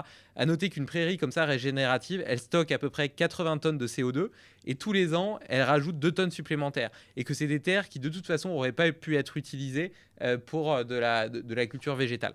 Mais même indépendamment de toutes ces considérations, si la seule façon d'avoir des cultures végétales extensives, donc qui respectent l'environnement, c'est en perspective d'avoir de l'élevage animal. Donc la réponse, elle n'est pas végétale vs animal, elle est intensif vs polyculture, vs agroforesterie, vs agriculture régénérative. Là, ce qui est fou, c'est que là, en quoi, 1 heure, t'as cassé tellement d'idées reçues. Mais ce qui est fou, c'est qu'en fait, dans le podcast, moi, ce que je me rends compte, c'est que, bah, tu vois, il y a 1 an, j'étais tellement naïf, en fait, sur ce qui se passait dans Je ce te monde. rassure, je me suis cassé énormément d'idées reçues Non, mais c'est sur fou. tous ces sujets Ah ouais. depuis que je les creuse. Moi aussi, tu vois, toutes les idées reçues que je déconstruis aujourd'hui, c'est parce que moi-même, alors même que je me considère quand même comme vachement informé sur ces sujets parce que passionné, en réalité, j'avais aussi des idées préconçues. Et c'est le fait d'avoir rencontré plein de gens sur mon podcast, comme toi tu le fais aujourd'hui, Ouais, ouais, ouais. qui ont fait évoluer mes perspectives. Et puis après, j'ai lu beaucoup d'études et j'ai lu beaucoup de livres sur les sujets. Quoi, Ouais, sur t'as le creusé parce que t'es vachement Ouais. calé. Hein. T'as dû passer des milliers d'heures à. Ouais, à j'avoue tout que ça. j'en ai passé beaucoup. Mais justement, c'est ça, ce qui est passionnant, c'est que je pense que tu vois, on est dans un monde où il y a beaucoup en fait d'idées reçues. Et c'est pour ça que j'aime bien, tu vois, les podcasts. Bah, le tien, j'écoute un peu aussi. Mais tu vois, qui cassent les idées reçues. Tu vois, moi, j'écoute aussi Biomécanique, etc. Et ça fait du bien parce que je te dis, ma volonté avec le podcast, c'est d'apprendre aux gens, tu vois, des choses. On va dire vrai, tu vois. Pour moi, il y a tellement de bullshit sur les réseaux, ce que tu vois à la télé, etc. Et j'ai même pas honte de le dire, je m'en fous en vrai. Que pour moi, en fait, ça devrait être normal, tu vois, de rétablir une vérité. Après, les gens, voilà, on dit pas que ce qu'on dit, c'est forcément. Enfin, nous, c'est ce qu'on pense. Après, voilà, chacun pense ce qu'il veut, mais au moins écouter, tu vois, ce qu'on dit depuis tout à l'heure, c'est important, quoi. Après, tu vois, sur la vérité, j'aime bien cette phrase d'Elisa Marceau. C'était dans la première saison de Limitless et depuis, je l'ai retenue et j'essaie de vraiment la garder à l'esprit. C'est que les vérités d'aujourd'hui sont les mensonges de demain. Ah, ouais. Et en réalité, tu vois, Ouais, c'est vrai. grâce à la science moderne, on a l'impression d'expliquer le vivant. Alors qu'en fait, plus j'en apprends, plus je m'aperçois de l'étendue de mon ignorance. Et je pense qu'on comprend peut-être 2% des choses. Par contre, tu vois, il y a des modes, des dogmes. Tu vois, en ce moment, il y a toute une inquiétude autour des antinutriments, Ouais. notamment des oxalates, de l'acide phytique, des lectines, etc. Donc, c'est tous ces composés que les plantes ont développés pour se protéger des agresseurs et qui aujourd'hui potentiellement pourraient nous causer des problèmes. Mais si tu prends il y a 2 ans, le sujet c'était le cétogène, etc. Et en fait, il y a des modes chaque année. Donc, si tu t'arrêtes au dogme et au mode, ben, tu es toujours ballotté, tu sais jamais quoi faire. Quelle réponse on a à ça? Moi, j'en vois 2. Déjà, comme je le disais tout à l'heure, essayer de comprendre, si tu es vraiment passionné, les principes du vivant. Donc, te baser sur des principes plutôt que te baser sur des recettes. Mais ça, tout le monde n'a pas forcément suffisamment de temps pour ça. Et donc, l'autre chose qui, à mon avis, te permet de faire les bons choix en matière de nutrition et de santé, c'est de te poser la question, est-ce que cet aliment, est-ce que ce comportement existait déjà il y a 1000 ans? S'il existait déjà il y a 1000 ans, il y a fort à parier que notre physiologie soit parfaitement adaptée et que ça puisse pas nous faire de mal. Ça ne veut pas dire que tout ce qui existe et qui a été créé récemment est mauvais en soi, mais on n'a pas suffisamment de recul pour l'affirmer. Même, tu vois, potentiellement, aujourd'hui, il y a toute une science de la longévité, du biohacking, etc., Ouais. qui, moi, me passionne. Donc, je suis de très près, j'ai fait des expérimentations, etc., sur certains trucs. Mais En réalité, il y a des études qui semblent montrer parfois qu'une certaine molécule montre un intérêt à un instant T, mais souvent, tu vois, dans la nature et dans le vivant, tout est équilibré. C'est deux faces d'une même pièce. Tu prends la rapamycine, qui est à la base utilisée normalement pour les... pardon, je voulais parler de la metformine, qui est utilisée par Ça, je les connais pas. diabétiques. Ok, ouais. Et donc maintenant, ils sont aperçus que ce médicament, si tu l'utilisais même sans être diabétique, inhiber mTOR, etc. Enfin bref, par différentes voies métaboliques, allonger la longévité. Et donc potentiellement, c'est vrai, mais quel prix tu vas devoir payer pour ça? Et le prix, c'est potentiellement que synthèse musculaire diminuée parce que ça inhibe mTOR, donc moins de masse musculaire, moins d'énergie. En fait, c'est un peu comme si, tu vois, dans le corps, tu as deux voies cellulaires. Tu as la voie mTOR qui est liée à l'intensité, donc à développer ton autonomie, à avoir beaucoup d'énergie, à faire plein de choses, etc. Et puis AMPK, qui est plutôt la voie de sécurité, de sauvegarde, qui est plutôt liée aux jeunes, etc. Et voilà. Et donc, plus tu actives AMPK, potentiellement, plus tu vas vivre longtemps. Mais est-ce que tu vas vivre pas ça, mTOR et AMPK. et est-ce que tu vas vivre une vie riche, stimulante, Ouais. intéressante? Peut-être pas. Et donc peut-être qu'avec de la metformine, tu vas vivre 120 ans au lieu de 90 ans. Mais probablement que tes 30 dernières années, étant donné que tu n'auras plus du tout de masse musculaire à cause de la sarcopénie et du fait que tu n'es pas assez stimulé mTOR, eh bien, tu auras perdu toute capacité de te déplacer. Et donc, tu vivras alité pendant 30 ans de ta vie. Donc, tu vois, on n'est pas capable d'avoir des réponses sur ces sujets, mais c'est potentiellement quelque chose qui pourrait exister. De la même façon que Brian Johnson, il se prend du sang jeune, il se fait des transfusions de sang jeune. Et dans le sang jeune, tu as des hormones de croissance à des niveaux beaucoup plus élevés.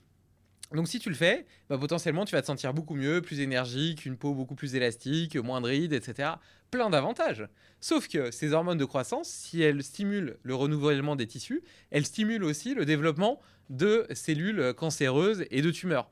Le fait est que quand tu as 20 ans, tu as peu de tumeurs latentes. Donc ces hormones de croissance, elles vont pas avoir trop de problèmes parce que tu n'as pas de foyer déjà existant.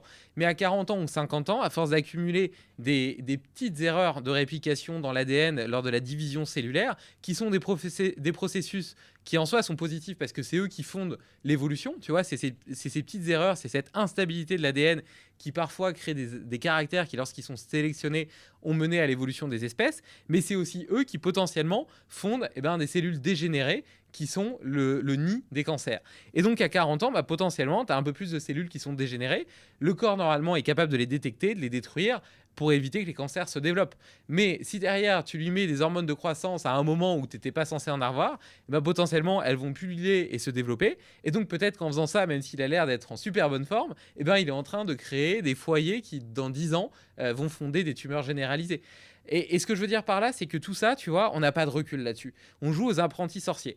Alors, why not? Tu peux jouer aux apprentis sorciers. Mais pour ceux qui nous écoutent, si tu n'es pas au courant et que tu n'as pas envie de prendre ces risques, de façon générale, voilà, vis-à-vis de la nutrition, etc., si ça existait déjà il y a 1000 ans, tu vois, le suif de bœuf, l'huile d'olive, les herbes sauvages, les protéines animales, les légumes et les fruits, tout ça, ça existait déjà il y a 1000 ans, c'est OK, les fruits de mer, etc., why not? Par contre, les steaks végétaux, les trucs en poudre, les simulacres de repas, etc., les bar feed, toutes ces conneries qui te promettent Alors, tu vois, en plus, cette peur du gras et des calories, elles ont fondé aussi toutes des lignes de produits qui sont hyper riches en protéines. Là, j'ai vu un fromage, par exemple. Leur promesse, c'est de dire que c'est le fromage le plus riche en protéines et en même temps le plus pauvre en calories. Ouais, je vois ce que je veux quel fromage c'est. Ouais. Et voilà, en soi, ça, c'est pas normal, tu vois, dans le règne vivant. Et d'ailleurs, c'est pas normal d'avoir peur des graisses et c'est pas normal d'avoir peur des calories.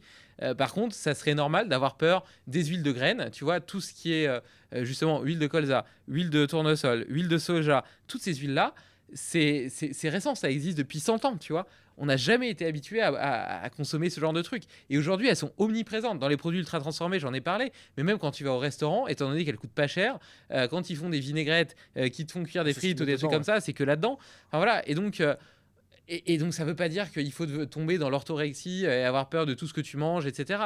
Moi, quand je vais au restaurant, je me fais plaisir, je mange une dame blanche en dessert, Ouais, c'est mon filet, c'est mon péché mignon, etc.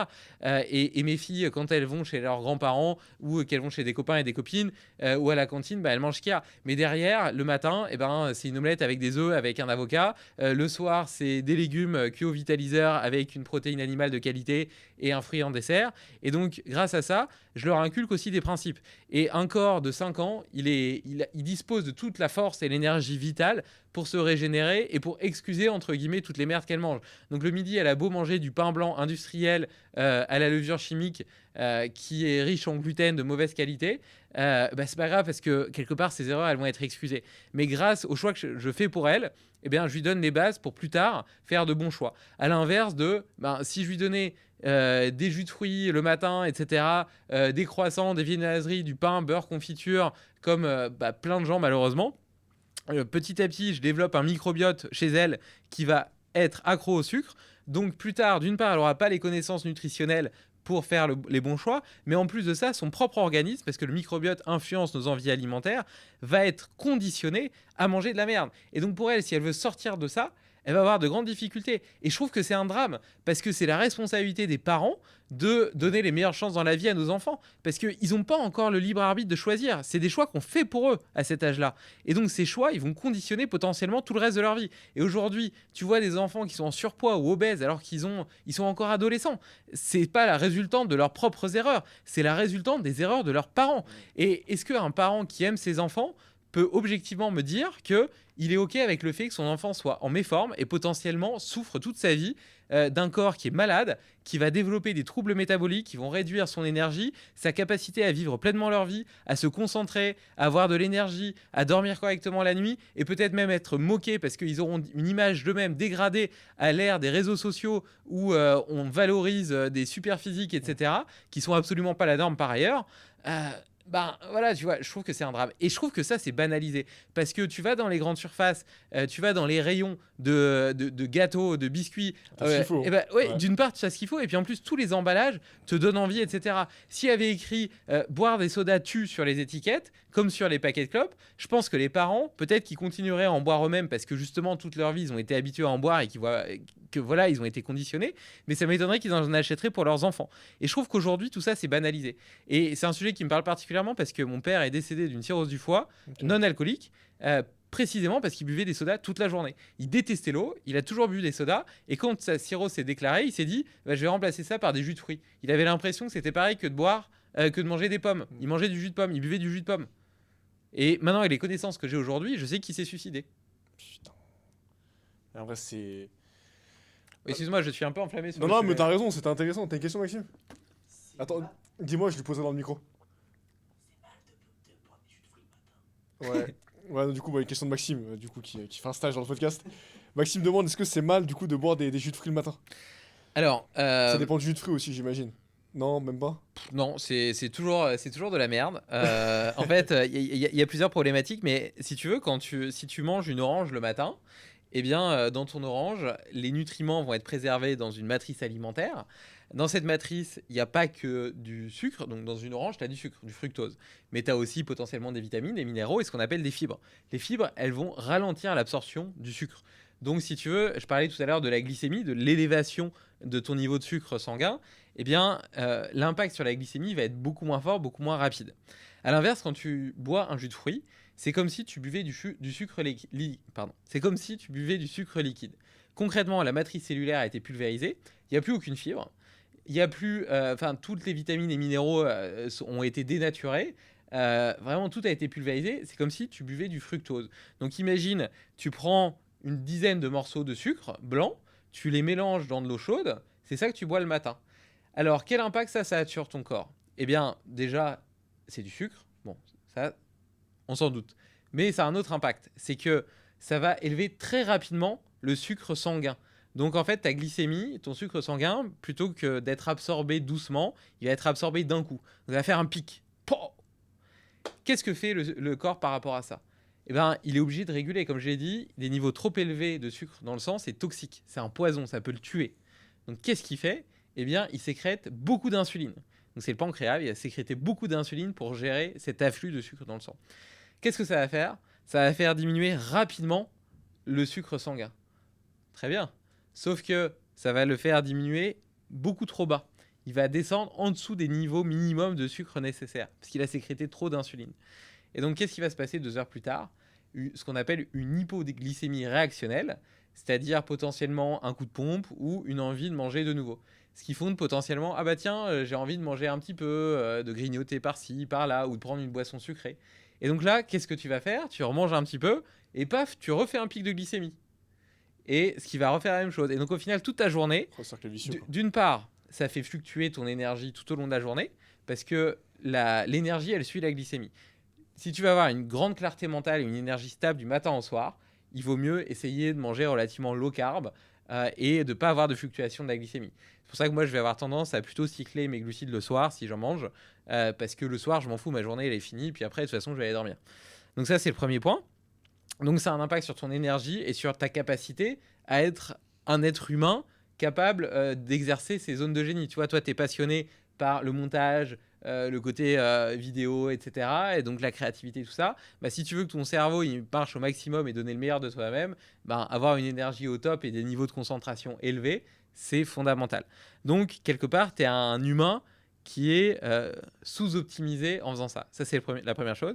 Et la deuxième chose, c'est que ces fluctuations répétées, ces pics de glycémie, ces montagnes russes glycémiques, eh bien, petit à petit, elles fatiguent ton pancréas. Le pancréas, c'est celui qui sécrète l'insuline. Et donc, d'une part, il fatigue ton pancréas et il rend les cellules de moins en moins sensibles à l'insuline. Parce qu'une cellule, elle a des récepteurs à sa surface. Et quand elle est trop stimulée, eh bien, au bout d'un moment, elle réduit son seuil d'excitation. Donc ça veut dire qu'il lui faut toujours plus d'insuline pour être stimulé. Et en fait, c'est ça qui cause le diabète. Le diabète, quand on parle de diabète de type 2, c'est parce que les cellules sont devenues résistantes à l'insuline. Et comment elles deviennent résistantes à l'insuline? À cause de ces pics successifs. Et donc, il n'y a pas que les jus de fruits. Le fait de manger des viennoiseries, du pain confiture le matin. En plus, le matin, c'est le moment où tu es le plus sensible à l'insuline à cause de l'action du cortisol. Bon, là, on va rentrer dans des données physiologiques, ça prend des temps. Mais je veux dire, c'est potentiellement le pire moment pour manger des glucides raffinés à haut index glycémique. Donc la conclusion, c'est que le matin, soit tu fais du jeûne intermittent, soit tu manges potentiellement des protéines de qualité et des graisses de qualité. Donc ça peut être par exemple 3 œufs avec un avocat ou avec des oléagineux. Éventuellement, si tu as envie d'une note sucrée, tu manges un fruit de saison, mais entier. Donc ça, c'est plutôt pour le petit-déj.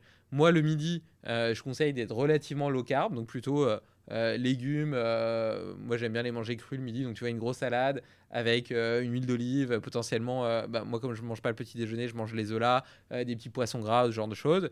Et puis, si tu as besoin de glucides pour ton activité sportive, moi, je conseille plutôt de les manger le soir si tu manges pas trop tard, parce que la mélatonine, qui est l'hormone qui t'aide à t'endormir, elle inhibe le système digestif. Donc, si tu manges à 21h, par exemple, comme elle inhibe le système digestif, elle inhibe justement la gestion de la glycémie. Et donc, les glucides que tu vas manger à ce moment-là, ils vont être mal gérés. Donc, potentiellement, ça va créer des problèmes. Et en plus, la digestion, ça consomme à peu près 40 à 50% de ton énergie. Et le sous-produit de l'énergie, c'est la chaleur. Donc, le fait de digérer, ça crée de la chaleur. Or, pour t'endormir le soir, eh bien, c'est la diminution de la température corporelle qui est le signal qui te permet de t'endormir. Donc, si tu manges tard, potentiellement, tu n'as pas fini de digérer, donc tu as une chaleur corporelle qui est plus élevée, ce qui va rendre plus difficile l'endormissement. Donc, moi, je mange tôt, tu vois, vers 18h30, je mange le soir. Comme un repas, ok. Et comme ça, j'ai parfaitement digéré quand je vais me coucher. Et voilà. Après, tu vois, si tu as un entraînement, le moment où tu manges tes glucides, il faut quand même le timer en fonction de ton entraînement. Si tu t'entraînes à 11h, par exemple, du matin, ça peut valoir le coup, tu vois, peut-être une heure avant, de manger 2 bananes pour avoir quand même des stocks de glucides un peu plus élevés. Voilà, je pense que tout ça, ça doit être. Mais il faut vraiment. Moi, je vois les glucides comme le carburant de l'entraînement. Donc, déjà, si tu t'entraînes pas, pour moi, il n'y a pas forcément besoin d'en manger. Enfin, à part manger un fruit comme ça, tu vois, mais pas besoin d'en manger plus. Et puis après, plus tu t'entraînes, plus tu as besoin potentiellement de refaire tes stocks de glycogène, surtout sur les entraînements intenses. Donc, tu vois, moi, j'ai 2 séances intenses par semaine. Le repas de la veille au soir et le repas du midi qui précède, ils vont être plus riches en glucides pour soutenir ces séances intenses. Par contre, tous les autres repas que je fais, ils sont relativement low carb. Donc, en gros, sur ma semaine, j'ai 4 repas qui sont plus riches en glucides, dans lesquels je vais inclure du pain au levain naturel, par exemple. Le levain, en fait, il vient prédigérer le gluten. Donc, ça pose pas trop de problèmes avec le gluten. Et en plus, il y a tout un côté microbien, tu vois, parce qu'en fait, c'est des petites levures, des petites microbactéries, etc., qui vont commencer à digérer tout ça et donc qui potentiellement peuvent être bénéfiques. Donc, ça va être du pain au levain naturel, un peu plus de fruits, etc. Et sinon, je mange pas d'autres types de céréales. Après, ça, c'est mon choix, hein. Je veux dire, bon, il y a des gens qui mangent du riz, etc. J'ai rien contre ça. Je suis pas en train de dire qu'il faut pas manger de riz, tu vois. Mais malgré tout, je pense quand même que la plupart des gens mangent trop de glucides par rapport à leur pratique, leur niveau d'intensité et de pratique sportive. Donc voilà, donc toi, tu vois, tu as une masse musculaire qui est proéminente, tu t'entraînes beaucoup. Les muscles, ça nécessite aussi, tu vois, enfin, je veux dire, plus de muscles, ça veut déjà dire que tu as des capacités de stockage de glycogène qui sont déjà beaucoup plus élevées. Donc il faudrait presque 2 fois plus de glucides que quelqu'un de normal, juste pour remplir tes stocks. Et en plus, la musculation, c'est assez consommateur en glycogène musculaire, beaucoup plus que de l'endurance longue durée, tu vois, par exemple. C'est que les podcasts, il m'a retourné le cerveau. Allez, je suis en train de mettre tout en question là. C'est que franchement. Mais du coup, le matin, on peut boire quoi? Attends, je pose la question. Et du coup, bon, la question que, voilà, je pense pour ceux qui nous écoutent, pour la faire très courte, mais qu'est-ce qu'en gros tu conseillerais peut-être de prendre comme boisson par exemple le matin? Et même le petit-déj, tu as commencé à en parler. Et j'irai même plus loin, c'est qu'est-ce que tu conseilles et qu'est-ce qu'il faudrait absolument éviter? Même si tu as commencé à y répondre avec les jus de fruits, etc. Qu'est-ce qu'on devrait que tout le Bah, monde consomme, éviter Pour moi, il faut éviter tout ce qui est céréales du petit déjeuner, tous les glucides, etc. Surtout les glucides raffinés. Pour moi, ça ne doit pas faire partie du petit déjeuner. Ce que tu peux y mettre, c'est potentiellement bah voilà, des sources de protéines. Donc, ça peut être des œufs, des petits poissons gras. Je sais que ça fait bizarre de manger salé le matin. Mais tu vois, si vraiment tu veux pas manger salé le matin, tu te fais une omelette avec banane chocolat noir, par exemple, ou pomme chocolat noir. Là, il y a un peu de glucides avec le fruit, mais il reste entier. Il est accompagné de graisse et de protéines, donc l'impact sur la glycémie sera moins fort parce qu'en fait, quand tu habilles tes glucides avec des graisses et des protéines, eh ben, il y a un impact sur la glycémie qui est plus faible. Donc, voilà, donc tu peux faire ça. Éventuellement, si tu veux manger quelques oléagineux, du fromage, des légumes, etc., tout ça, c'est OK. Un fruit de saison, why not?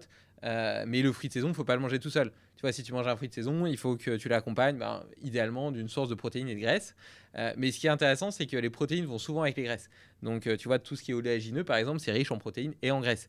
Les protéines animales, que ce soit des œufs, de la viande ou du poisson, c'est riche en protéines et en graisses. Donc, les deux vont généralement ensemble. Donc, tu es sûr que si tu cibles l'un, voilà. Donc, ça, pour moi, c'est sur la partie solide. Si t'as pas envie de manger parce que ça t'embête de manger salé le matin, fais du jeûne intermittent. C'est compatible avec une activité c'est pas très grave de sportive. faire du jeûne en fait. C'est pas... Moi, je fais 10 heures de sport par semaine en moyenne. Wow. Ça m'empêche pas de faire du jeûne intermittent. Ok. Et d'ailleurs, je conseille à tout le monde, même si tu fais pas du jeûne intermittent, de faire au moins un jeûne physiologique de 12 heures. Jeûne physiologique de 12 heures, c'est un peu la durée minimale pour que tes intestins et tout, ils aient le temps de se reposer, de régénérer le mucus, le foie détoxifier les xénobiotiques et de se reposer un peu, etc. C'est pour ça qu'on appelle ça un jeûne physiologique. C'est même pas du jeûne, en fait, c'est la durée normale que n'importe quel humain normalement constitué devrait avoir entre son dîner et son petit déjeuner. Voilà, et sur les boissons, moi quand je me lève, je prends un verre d'eau, un grand verre d'eau. Potentiellement, j'ajoute parfois un peu de sel dedans. Parce que il a comme ça un meilleur équilibre électrolytique, il est mieux absorbé. Après la nuit, tu vois, où t'as pas bu de la nuit, potentiellement ça fait du bien, ça facilite l'hydratation. Donc, étant donné que je fais du jeûne intermittent en plus, je trouve que ça peut aider à se sentir justement bien hydraté. Et l'hydratation est liée à la concentration, fait fonctionner correctement et tout. Le sel, Surtout tu mets en quoi? été. Tu mets une petite cuillère? Excuse-moi, je te coupe la parole, mais le sel, tu mets. Ouais, une pensée comme ça. Ok. Enfin, ouais. Et donc, c'est d'autant plus important quand on mange moins de glucides. Potentiellement, on peut avoir besoin d'un peu plus de sel. Pareil, il y a des voies physiologiques, mais je ne vais pas les expliquer ici. Et puis, en été, ou quand on fait pas mal de sport, on a des déperditions de sodium qui sont quand même beaucoup plus importantes. Donc, voilà, donc éventuellement, voilà, mais surtout un grand verre d'eau. Et puis, sinon, je prends du café. En général, je bois 2 à 3 tasses de café. J'attends en général 1 heure avant de boire mon premier café, 1 heure à 1 heure et demie. C'est ce que je dis ce matin à Maxime. Ouais. En fait, c'est pas vraiment que c'est grave de le prendre plus tôt. C'est plutôt que le matin, ce qui te réveille, c'est une marée de cortisol. Le cortisol, on a l'impression de le voir négativement, l'habitude de le voir négativement, mais c'est une hormone de l'adaptation qui est liée à la vigilance, à la concentration, etc. Donc c'est plutôt quelque chose de positif qu'on ait des niveaux élevés de cortisol le matin. C'est vraiment ça qui va nous réveiller et nous rendre focus le matin. Tu vois, moi, mes phases de deep work, elles sont toujours le matin parce que c'est là où je suis le plus focus et le plus concentré. VS l'après-midi où il va y avoir une production plus importante de sérotonine, qui est un neurotransmetteur qui est plus lié à l'interaction avec l'autre, à la pensée divergente, à la créativité, etc. Bref, je m'égare. Donc le cortisol te réveille et donc si tu veux, le matin, il va avoir un pic à peu près 3/4 d'heure après l'éveil. Donc ça veut dire que c'est déjà lui qui te réveille et puis il va continuer à monter et il a déjà les mêmes effets que la caféine, mais il est beaucoup plus puissant.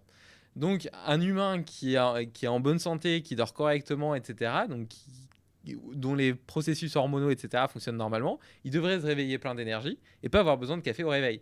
Et c'est dommage parce que tu peux pas surconsommer du café non plus, tu vois. Tu vas pas prendre des doses hyper élevées de caféine, c'est pas très très bon. La caféine, c'est très bon. Le café, c'est plutôt associé à une baisse des risques de mortalité parce que ça a des pouvoirs antioxydants, etc. Mais dans la limite de 3-4 tasses par jour. Si tu commences à en boire 5, 6, 7, 8, il va y avoir des effets collatéraux qui sont pas terribles.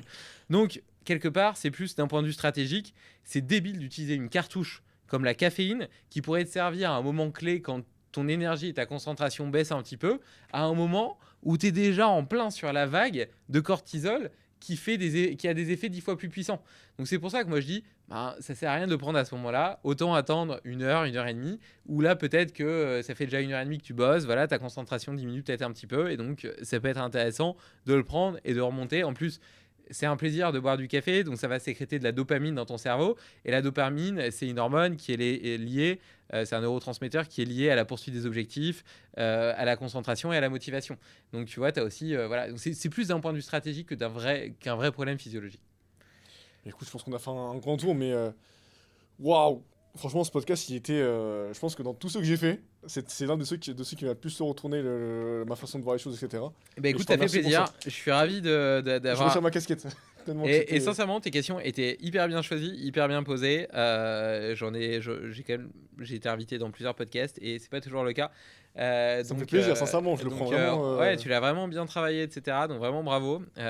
C'était à la fois fluide, en même temps tu poses des questions qui sont hyper intéressantes et puis qui parlent à tout le monde, tu vois. Ouais. Et donc bravo à toi et c'était un plaisir d'y répondre. Je te remercie encore pour ton invitation.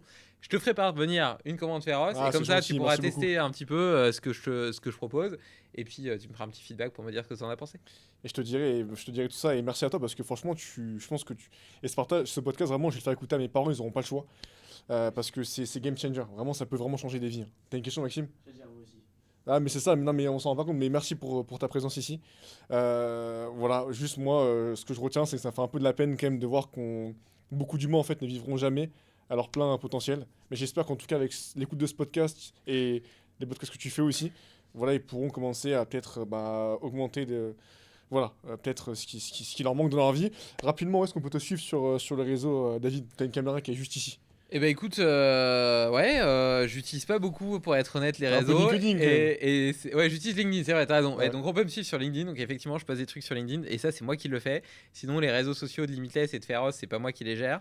Donc voilà, mais malgré tout vous pouvez les suivre, ils sont Bien super sûr. intéressants. Mais sinon j'ai 2 newsletters, une newsletter avec Féroce où je raconte un peu les coulisses de la boîte et une newsletter avec Limitless où je raconte mes propres expérimentations, mes découvertes, les lectures scientifiques, etc., qui me semblent intéressantes sur plein de sujets. Ça parle de santé, de nutrition, mais aussi de mindset, de business, d'entrepreneuriat, de productivité, de parentalité. Donc voilà, je pense que vraiment la newsletter Limitless, c'est peut-être mon lien le plus intime avec ma communauté et ceux qui s'intéressent à ces sujets. Voilà, le but de Limitless, c'est d'élever le potentiel humain. Et donc, le podcast, d'ailleurs, est aussi un excellent terreau de réflexion pour tout ça. Du coup, allez suivre David sur tous ces canaux. Quant à moi, je vous remercie parce que vous êtes de plus en plus nombreux à écouter le podcast et c'est grâce à vous sur Audio on a pu avoir David Nicolas dans le podcast et avoir un podcast voilà, qui vous a appris beaucoup de choses. Donc n'hésitez pas à vous abonner à David, à tous ses comptes. Abonnez-vous aussi à nous, à Entre Athlètes Média sur YouTube, Entre Athlètes Média aussi sur Instagram. Laissez des commentaires, avis 5 étoiles, etc. Et quant à moi, je vous dis rendez-vous lundi pour un prochain podcast. C'était David et Quentin. Prenez soin de vous. Ciao, ciao.